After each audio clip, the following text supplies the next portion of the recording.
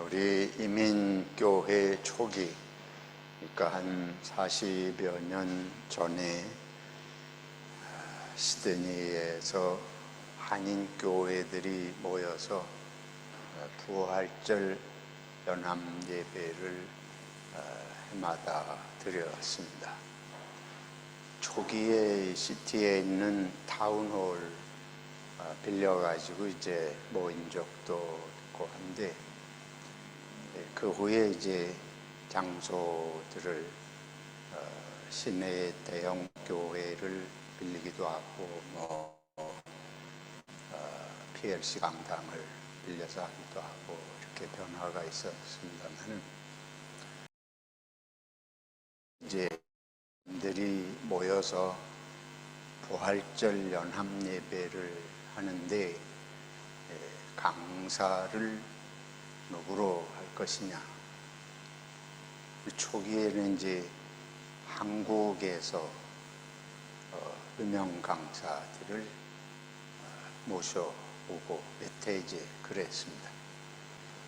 근데 제가 굳이 한국에서 꼭 강사를 불러와야 되느냐. 비용도 많이 들고, 또 한국의 유명 강사들은 자기 교회의 부활절 행사는 안 합니까? 근데 굳이 초청을 해서 여기 오려면 왔다가 하루아침에 갈 수 있는 것도 아니고, 그때는 비행기도 잘 안 다닐 때고 그랬습니다.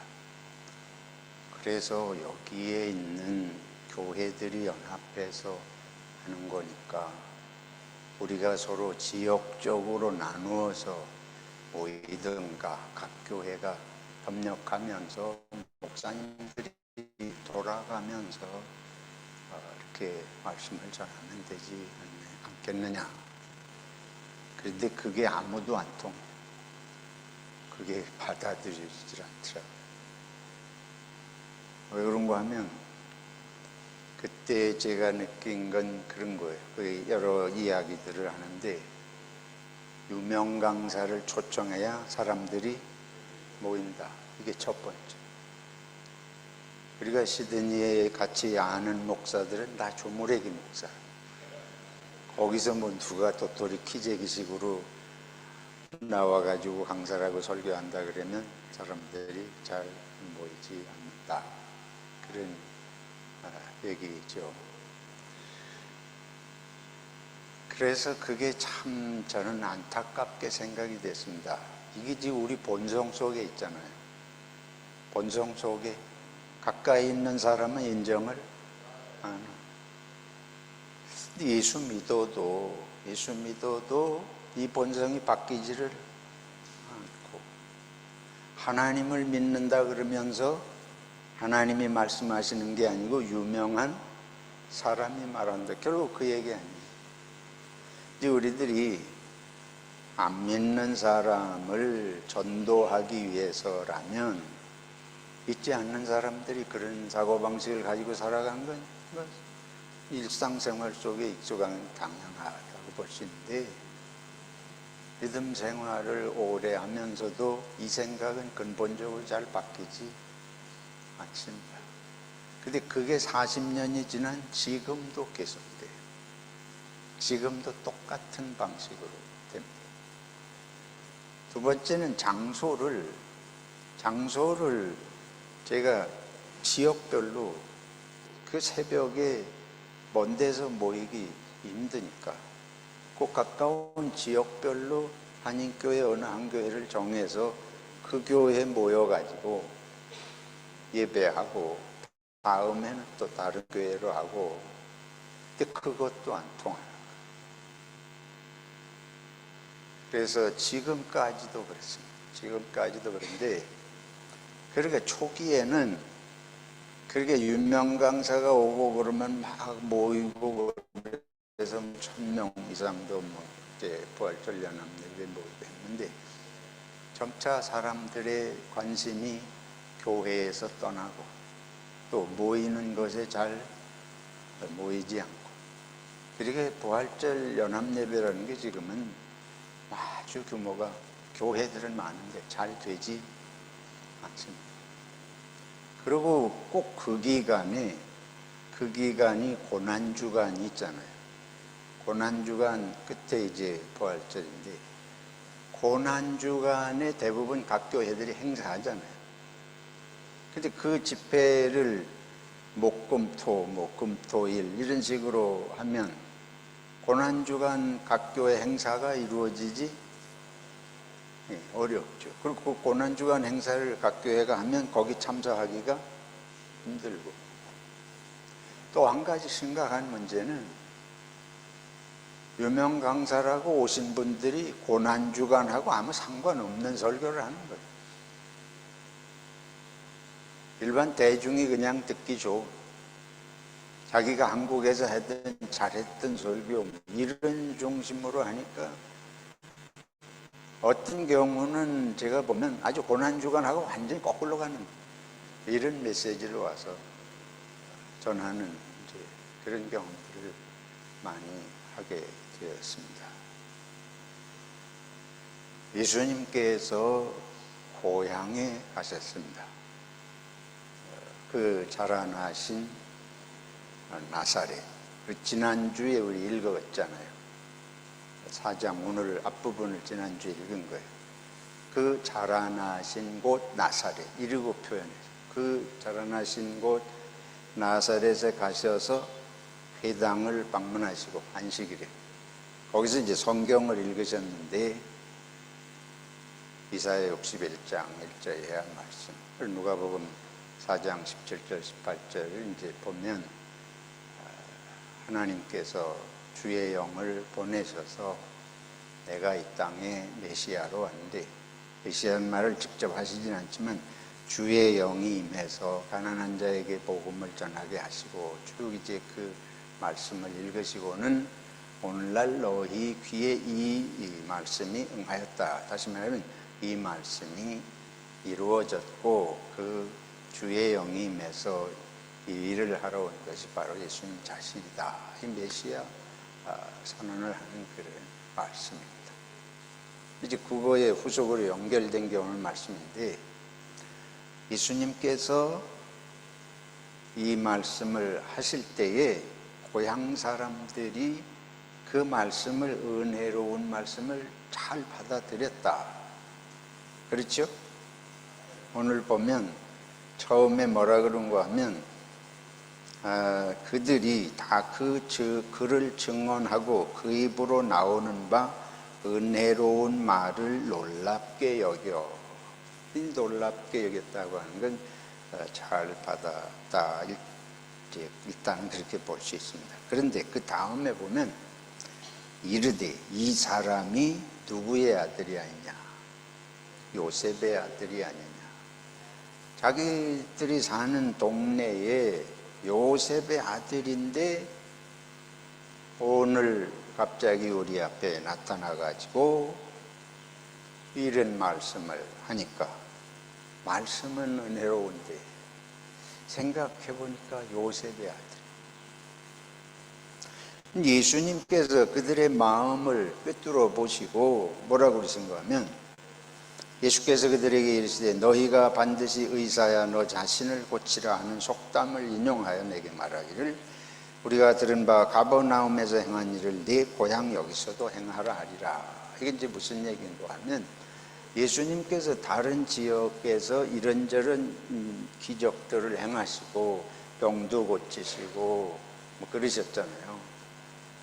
근데 그래야 유대인들은 하나님이 보낸 놀라운 기적을 행하는 하나님의 사람, 선지자나 뭐 이런 하나님의 구원자, 이러면 이제 기적 같은 걸 보이고 그래야 되는데, 예수님이 다른 동네에서 그런 놀라운 일들을 행하셨다. 벌써 소문을 다 이들이 들어서 알고 있죠. 근데 그 예수가 우리 동네에 와서 보니까 요셉의 아들이야.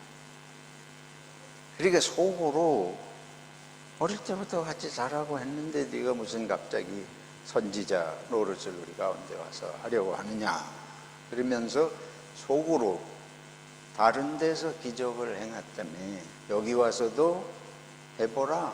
이런 마음이 속에 이미 움직이고 있는 걸 예수님께서 간파하시고 이 말씀을 하시는 거예요. 그러니까 근원적으로 같은 동네에서 어린 시절 보내고 그런 모습을 보고서는 하나님의 사람인 것을 믿지 않고자 하는 이런 마음을 예수님이 꿰뚫으신 것이죠. 그래서 이르시기를 내가 진실로 너희에게 이르노니 선지자가 고향에서는 환영을 받는 자가 없느니라. 그러면서 그까지 하고 그치신 것이 아니고 내가 참으로 너희에게 이르노니 하면서 두 예를 듭니다. 엘리야 시대에 이 유대 땅에 사람들이 많이 있었지만 하나님께서 엘리야 선지자 아합 왕에게 이 현상수배자가 돼가지고 쫓기는 그 엘리야 선지자를 하나님이 이 유대 땅에 그 많은 사람들에게 보내시지 않고 시돈 땅, 이스라엘의 저 북쪽 너머 해변가에 있는 이 시돈은 유대 땅이 아니고 유대 땅 넘어서 이방 땅이 옳습니다. 그 시돈의 사르밧 동네에 사는 과부의 집에 보내셨다. 둘째는 엘리야 뒤에 온 엘리사 시대에 이스라엘에 병든 사람도 많고 특히 나병이 그때 많을 텐데 나병 환자들이 이스라엘에 많았지만 고침을 받은 사람이 한 사람 있었는데 수리아 지역의 나만이라는, 우리 잘 알잖아요. 나만 장군, 그 이방인 있지 않습니까? 유대인이 아니고 그 사람이 엘리사 선지자를 통해서 하나님께 고침을 받았느니라.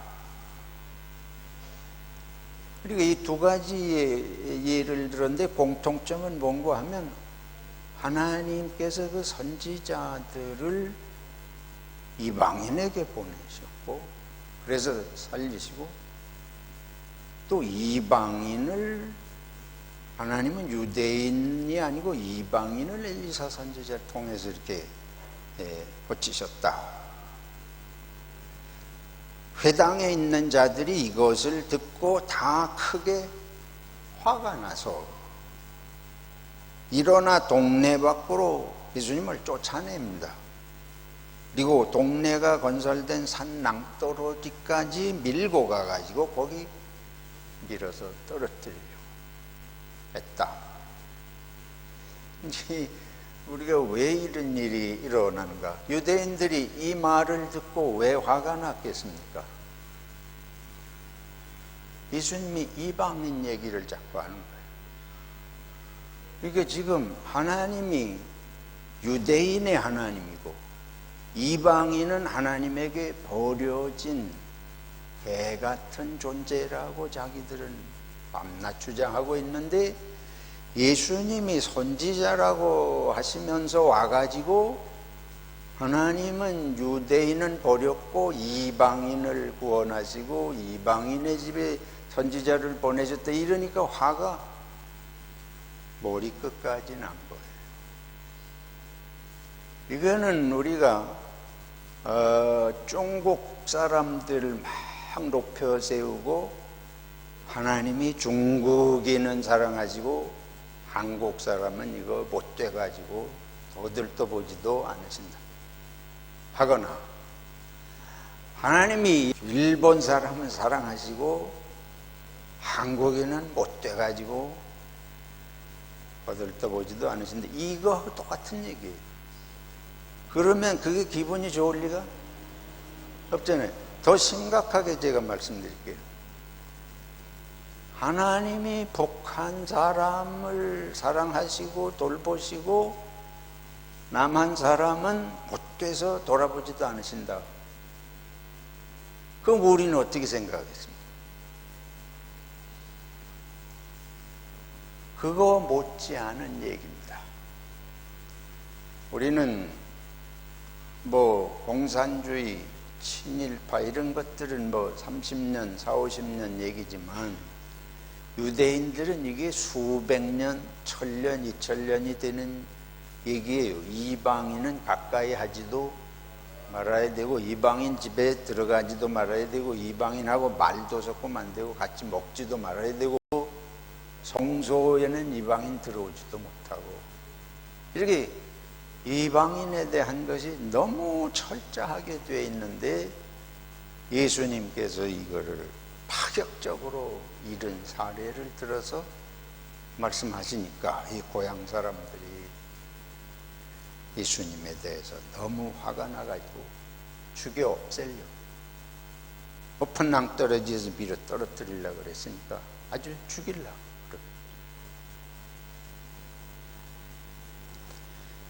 예수님께서 이렇게 말씀하시는 내용의 핵심은 뭐냐? 이 한마디로 말하면 고향에서 자랐다고 하는 것 때문에 하나님의 역사를 믿지 않아요. 믿음이라고 하는 것에 대해서 믿지 않고 오히려 하나님을 안다고 하는, 하나님을 섬긴다고 하는 유대인들이 실제로는 하나님을 믿지 않고 있음을 말씀하는 것입니다. 하나님에게 버려지고 하나님이 없다고 생각하는 저 이방인들은 오히려 하나님을 믿었다. 엘리야 예를 들어오셨잖아요. 엘리야를 하나님께서 사르밧 과부의 집에 보내셨는데 이 사르밧 과부가 아시는 대로 먹을 걸 좀 선지자 엘리야가 성문에서 만나가지고 먹을 걸 나한테 좀 가지고 오라. 그러니까 아들하고 나하고 마지막 먹을 거 요거 하나 먹고 죽을 것밖에 없습니다. 그러니까 먹고 죽든지 말든지 우선 나한테 그걸 먼저 가지고 오라. 이게 말도 안 되는 아주 무식한 늙은이죠. 근데 엘리야가 한마디 한 게 있습니다. 뭐냐면 하나님께서 나에게 너를 보내서 이와 같이 하라고 하신 것이다. 그게 하나님께서 너를 돌보실 것이다. 이런 뜻의 말을 한마디 했습니다. 근데 이 사르밧 과부는 그 말을 믿고 이 황당무계한 늙은이 지나가는 유대인이 하는 말을 믿고 가서 해다가 드렸다는 그 믿음을 얘기하는 겁니다. 그리고 실제로 했는데 그 다음에 엘리야 선지자를 자기 집에 모실 때에 그 밀가루도 하고 기름독이 마르지 않도록 하나님이 채우시는 역사가 일어났지 않습니까? 유대인들은 믿지 않고 하나님 없는 이방인은 오히려 그걸 믿은, 이게 아주 역설적이고 그런 건데 그게 사실은 우리 본성 속에 들어있습니다. 우리는 세상을 일상적인 것 속에서는 하나님을 느끼지도 않고 믿지도 않습니다. 뭔가 놀라운 기적과 같은 특이한 일이 있어야 믿어요. 특이한 사람, 유별난 사람, 세계에 소문이 난 사람, 그런 사람이 말을 해야 믿는 거예요. 이건 하나님 안 믿는 사람들은 아까 말씀드린 대로 그렇게 생각할 거지만 하나님 믿는 우리들에게 있어서 기본적인 신앙은 하나님은 언제 어디서나 누구를 통해서나 역사하실 수 있다. 이게 우리의 믿음인데 실제는 그렇게 믿지 않는 거예요. 그래서 우리 마음속에 일상생활 속에서 믿는 하나님, 일상생활 속에서 체험하는 하나님, 일상생활 속에서 하나님의 말씀대로 사는 것이 삶의 참된 삶이라, 이런 걸 하면은 뭐든지 특별한 이런 것에다가 초점을 두는 삶이 신앙이고 신앙이 삶인 것이 이루어지지 않는 이런 것의 문제를 보게 됩니다. 하나님이, 보이지 않는 하나님이 언제 어디서나 누구를 통해서나 역사하신다 하는 걸 믿으면 하나님 대하는 거나 사람 대하는 거나 다를 바가 없어야 될 거 아니에요. 예수님께서 당신을 대하는 거나 가난하고 헐벗은 사람을 대하는 거나 똑같다. 그러니까 병든 사람 돌보고 가난한 사람 돌보는 게 누구에게 한 것이다? 주님께, 예수님께 한 것이다. 사람에게 하듯 하지 말고 죽게 하듯 하라. 그 신용만 내라는 얘기는 아니잖아요. 하나님이나 사람이나 하나님 대하 사람 대하 똑같은 마음이어야 된다. 외국인을 대하는 마음이 다르고 한국인을 대하는 마음이 다르고 경상도 사람 대하는 마음 다르고 고향 사람 대하는 마음이 다르고, 이러면 이건 어느 게 진실이에요? 어느 마음이 진실입니까? 내 식구 대하는 마음이 다르고 이웃 대하는 마음이 다르면 내 속에 진실은 없는 거죠. 이게 모든 것에 따라서 이렇게 변했다 저렇게 변했다 하니까 뭐가 진실이냐. 여기서 우리가 참 중요하게 생각할 것은, 하나님을 믿는다고 하는 것은 모든 것 속에 하나님의 역사하신다, 그런 말은 우리가 익숙하니까 잘 이해가 되는데, 더 직선적으로 말씀드려요. 모든 사람이 하나님인 것처럼 대해야 된다. 무슨 깨딱 같은 소리를 하고, 우리 남편도 그러면 하나님 대하듯이 그 답답해서 못 살아. 거꾸로 말하면 천하 여러분이나 너무 마음이 변질됐습니다. 너무 마음이 타락했습니다. 두 사람 서 있으면 요 사람 대하는 마음 다르고 요 사람 대하는 마음 다르죠. 달라. 여집사님들은 자식 대하는 마음하고 남편 대하는 마음이 달라. 음식 만들어 놓고 이게 꼴 보기 싫은 남편이 저거 먹지 말아야 되는데 제주서 먹네. 재미삼아 말씀입니다만 우리의 마음은 이렇습니다. 아니, 하나님이 그런 식으로 사람을 대하면 하나님이 제일 구분해가지고 사람을 천차만별로 그렇게 차별하고 대한다. 어떻게 우리가 하나님을 믿을 수 있겠어요? 그 하나님이 나를 사랑하는 줄을 내가 어떻게 믿겠습니까? 하나님이 사랑이라는 말을 어떻게 할 수 있겠어요? 믿음이라고 하는 거나 사랑이라고 하는 거나 결국은 우리들의 마음이 하나님 마음처럼 되는 걸 나는 의미한다고 생각합니다. 그래서 실제로는 안 그런데, 실제로 안 그런 건 내 마음이 안 그런 겁니다. 내 마음이 안 그런. 그래서 예수님은 메시아예요.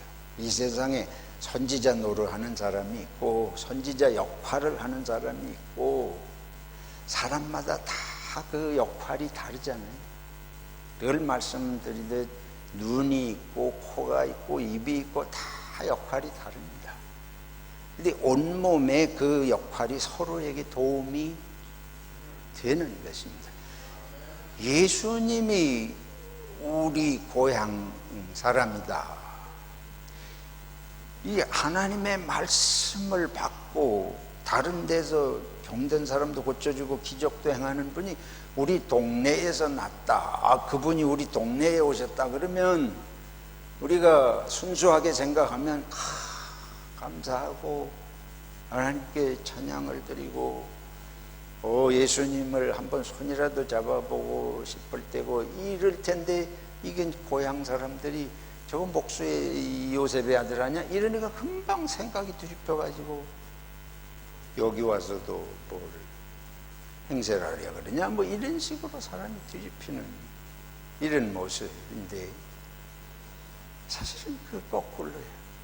예수님이 오셔서 우리 앞에서 뭐 선지자 노릇을 하려 그러냐, 이게 아니고, 예수님이 오신 건 우리에게 뭔가를 뭐 혼을 내고 깨우치고 뭐 이르려는 게 아니고 우리를 도우시러 오신 거 아닙니까? 사실은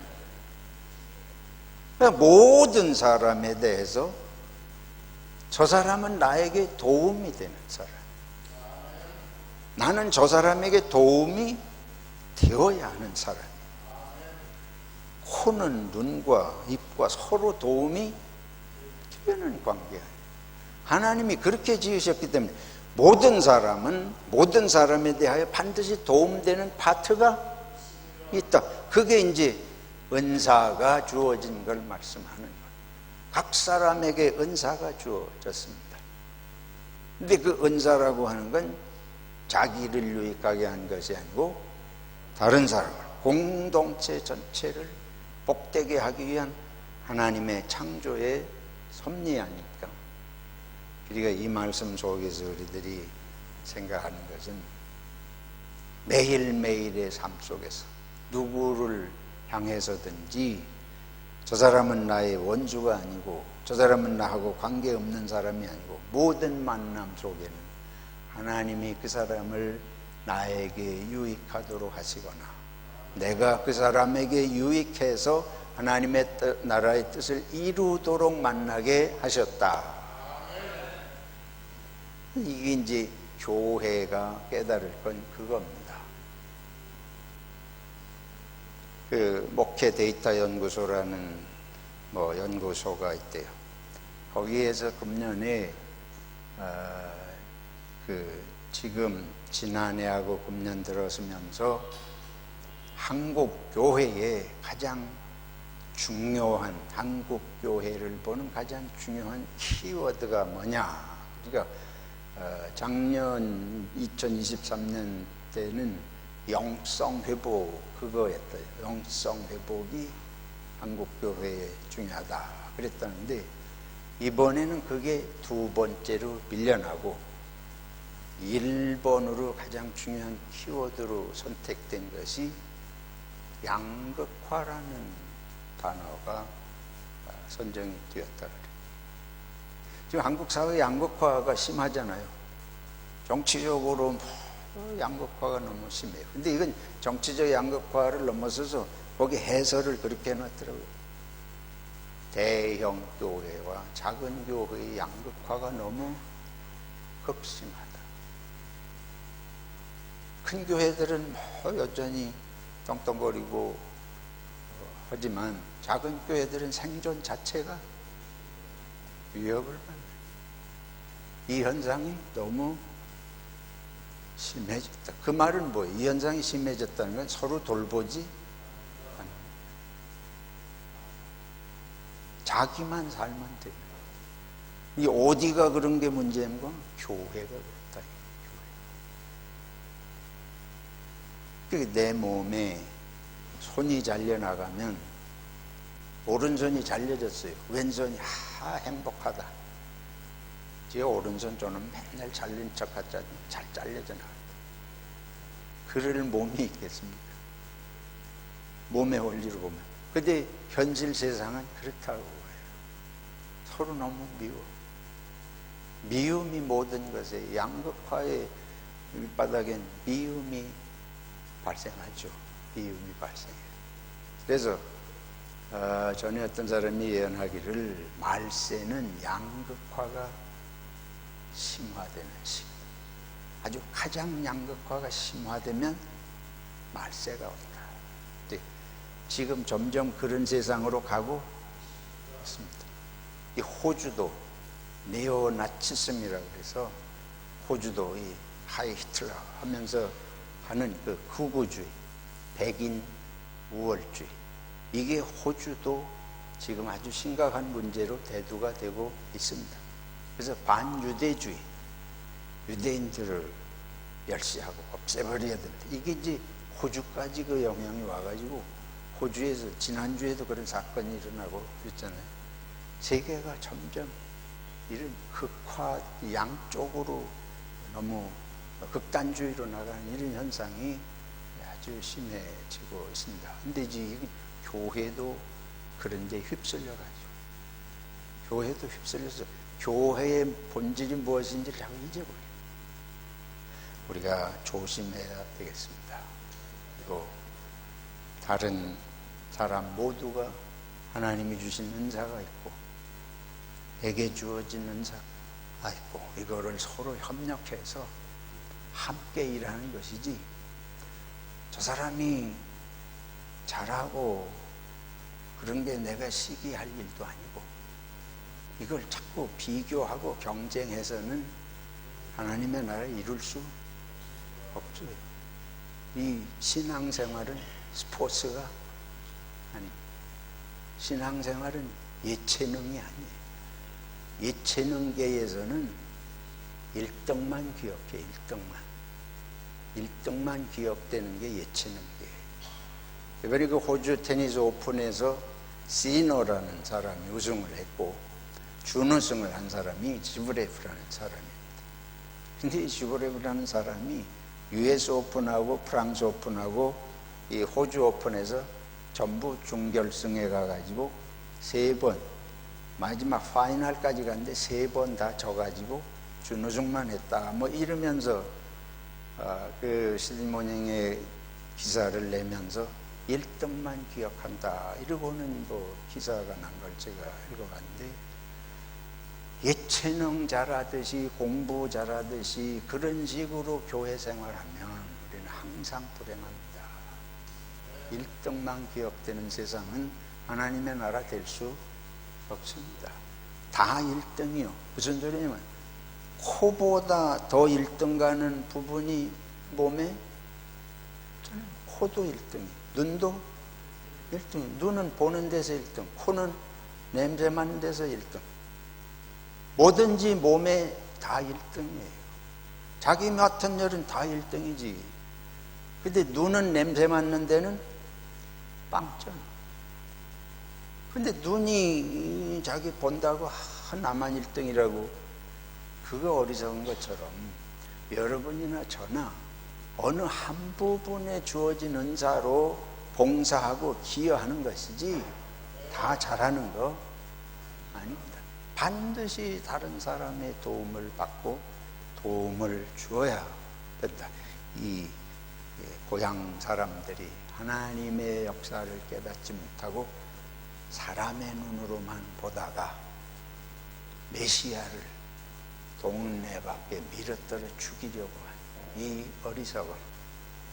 저와 여러분이 교회 생활을 사람의 눈으로만 하면 밤낮 비워, 밤낮 싸우고 돌아서면 뒷담화하고, 그럼 교회는 있으나? 이건 세상 사람 다 그렇게 사는데 교회도 그러려면 뭐로 우리가 시간 들여가지고 애쓰면서 뭐예요? 여러분들은 헌금하고 주님의 은혜대로 하나님의 나라 함께 이루어갈 때만 우리의 희생과 헌신 의미가 있고, 반드시 남을 인정하고 하나님의 역사하시는 눈으로 봐야 할 줄로 믿습니다.